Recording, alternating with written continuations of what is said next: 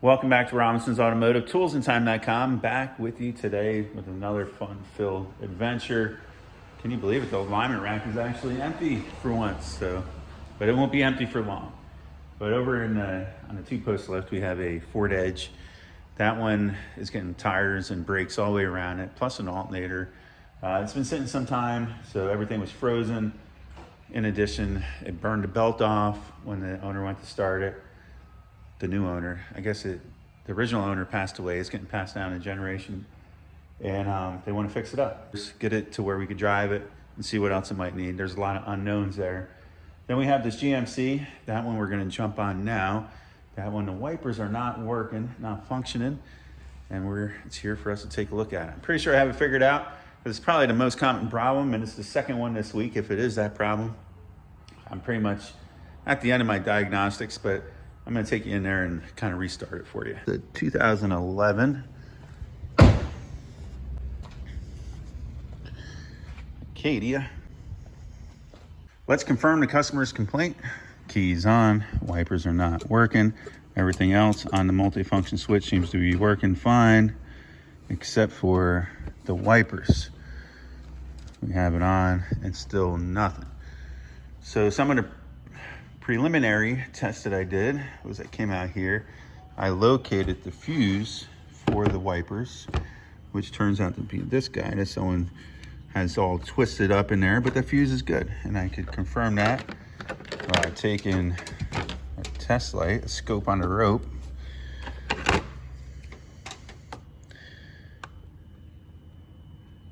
good.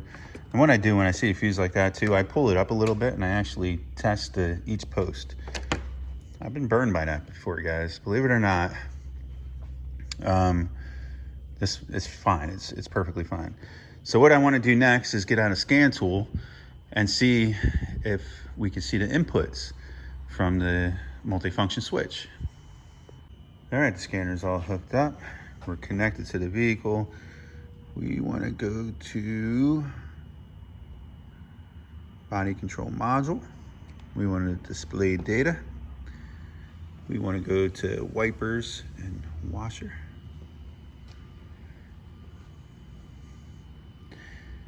Okay, so now we see wiper command is off. Wiper and park is activated. Okay, so right now it's not commanding it, so we're going to come over here. We'll hang this here.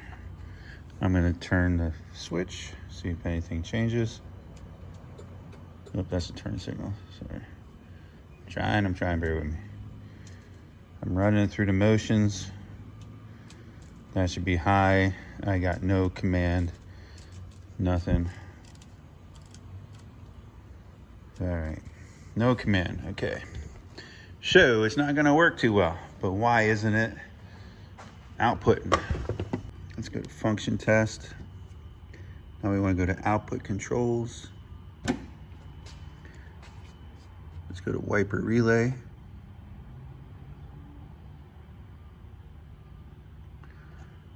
Let's try to activate it by the scan tool. So what this is doing now is taking the multifunction switch out of the equation and seeing if we could bidirectionally control it to make sure the body control module is capable of doing what it's supposed to do. And this will also test the relay. It'll test the fuse. If it works now, then we can, we could bypass that portion of the circuit. So let's see what happens. Abracadabra. Okay. So it's not going to park. One thing I got to point out with these, I only noticed because I ran into this the other day on a similar vehicle. When you go to high speed and you try to bidirectionally control it, it will not work. You'll hear the relay fire. Oop, come on. You'll hear the relay fire and everything, but it will not turn on. And the reason for that is I can show you a picture of the circuit here shortly, but the low side, the regular relay, has to be activated first to make sure the power gets transferred correctly over to the high speed relay It's a whole switching circuit that takes place there. And I'll show you because it can be confusing. It's tough. But what we know is that we can bidirectionally control it. So low speed should work. And so what's stopping it from working? Well, 9 times out of 10, like I said, I could show you one from the other day. And it's this guy right here. It wasn't on an Acadia, it was on a GMC something or another, but they're notorious. They're a common failed item. And what you gotta do is you come in here and you take your covers off, top and bottom, and then you can access the switch here. Let's turn the key off, and it's pretty straightforward. You come in here, and we got everything plugged in still, so you gotta push in your tabs, unplug your electrical connections, right? It's easier with 2 hands or your primary hand, but I'll try to do it left. And then there's 2 tabs. There's one on the top, there's one on the bottom. You push that and you squeeze them in, and it just slides out like so. Now we're gonna take our new switch,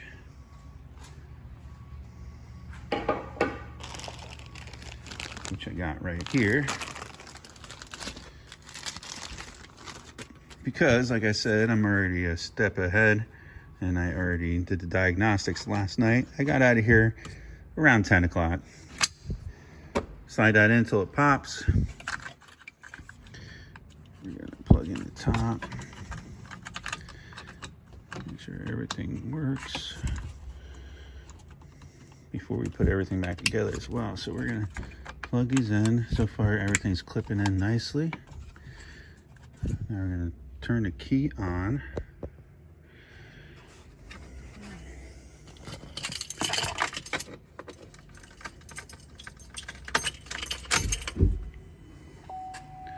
Oh, the wiper's parked, so that's a good sign. We're gonna go, let's go up to high, because that's gonna be your most obvious one. Let's go down to low. Okay, now we're gonna go through the time delays.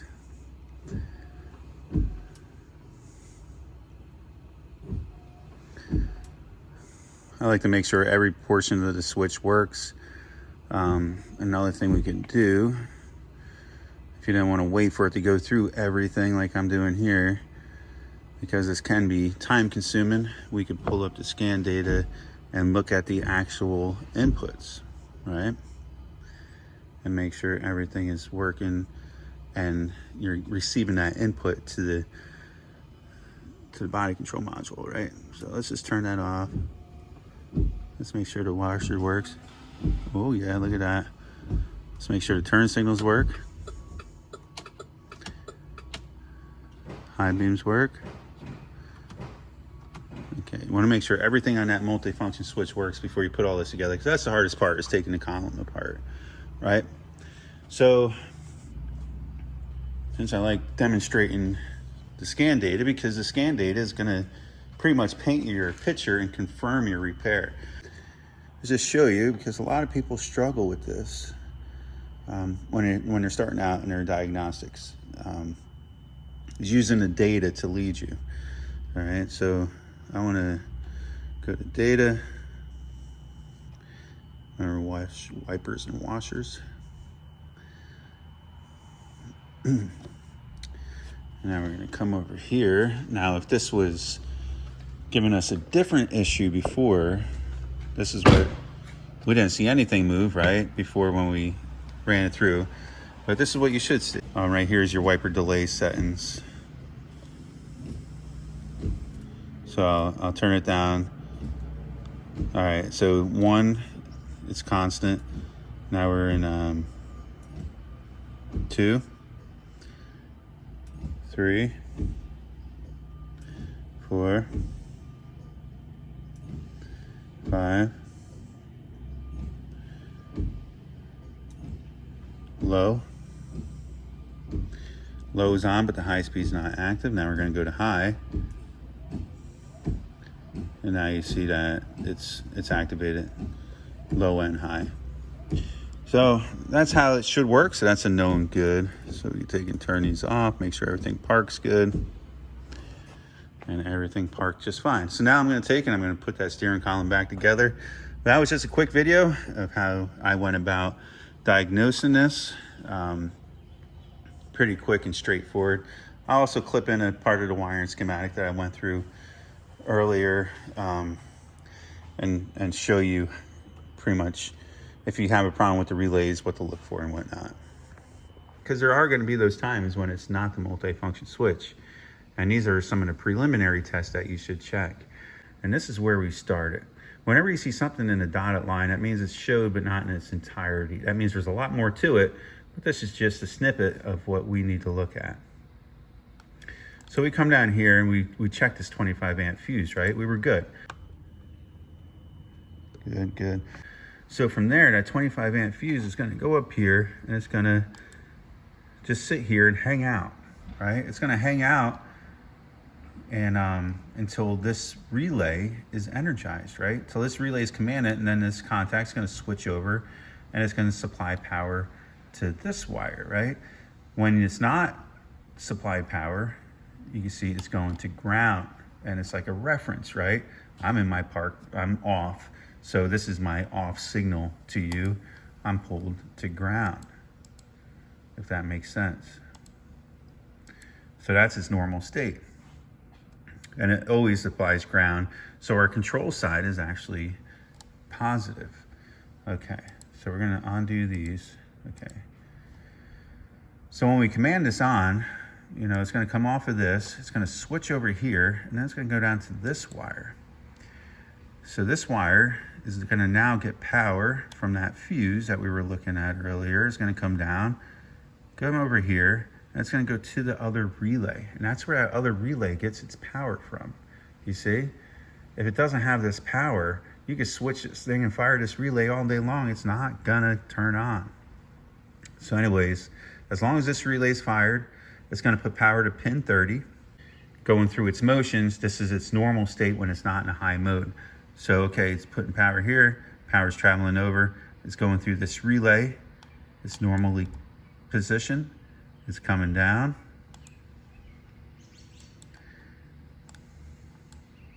And it's putting power to the side of the windshield wiper motor, right?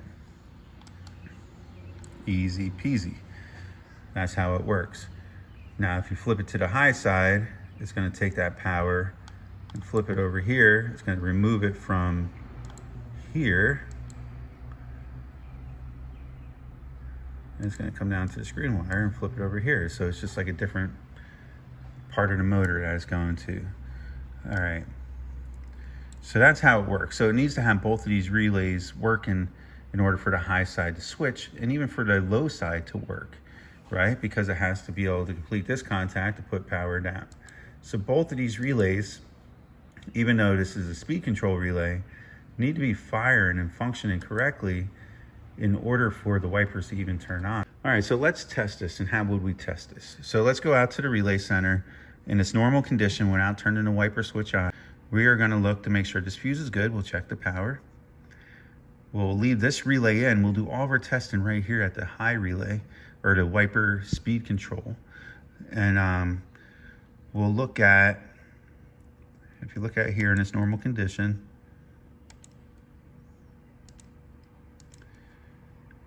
we go over to pin 30 in that, under that relay, and on pin 30 it should be ground.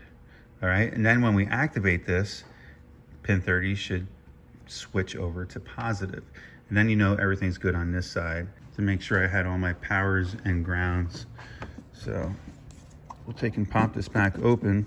We're gonna go in here to this fuse, hot at all times, good.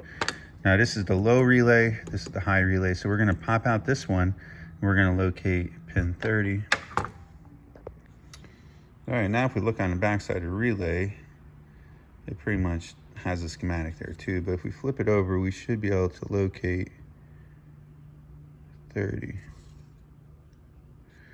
30 is right here, all right? So this pin right here is pin 30. So right now, we shouldn't be reading positive, but we should be reading ground. So let's see, we'll take our ground side and put it onto positive. As you can see, we have a good ground. Okay, so that just tested the ground side of this transfer over from the low relay. All right, we're gonna move this back over to ground. And now when I turn the wipers on, that relay should switch this and turn that light bulb on, because that should transfer the power over. Turn the key on. I'll put you out here and I'm gonna turn the switch on and bam. Turn the switch off, turn it on. So that relay's working fantastic.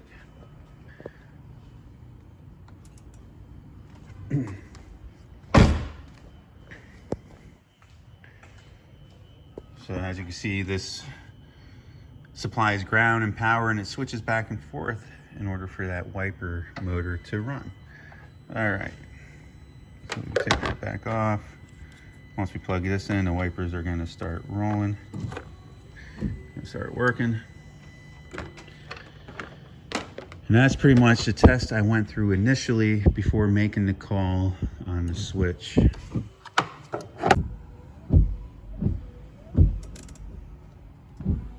One more test. Everything is working great. All right, guys. Well, I hope you enjoyed. But more importantly, I'm about ready to hit a mile marker of 100,000 subscribers. Now, that's been a mile marker since the day I started. I truly appreciate you guys. You don't know how much it's meant to me. It's been the motivation. I want to have this place, most likely, if it wasn't for that extra motivation that I received through YouTube. YouTube has been my foundation. You know, I share content on other platforms, but it's always been primarily YouTube because it's been really good to me. And the people there, my subscribers, you know who you are. You guys have always been awesome to me and showed me a lot of support through the years. Here's that alternator off of that edge. She's froze up, and then when she tried to free up, I guess she split the case, so there's just no saving that one. So we're waiting for the new one to arrive. Not sure how good of a cord that's gonna be, but in addition, this was the cylinder head I just did on a Chevy Equinox. It was cracked, and this one was replaced not too long ago at the dealership, but it was just out of warranty. It's cracked in the exhaust port. I'll give you guys a shot at that at some point. And once again, guys, I truly appreciate you. Every one of you. You have no clue how much this means to me. And this milestone of hitting 100,000 has been on my agenda for many, many years. And it's finally almost there. So I'm excited for it. I can't wait to take you guys along with me. Till next time, stay tuned.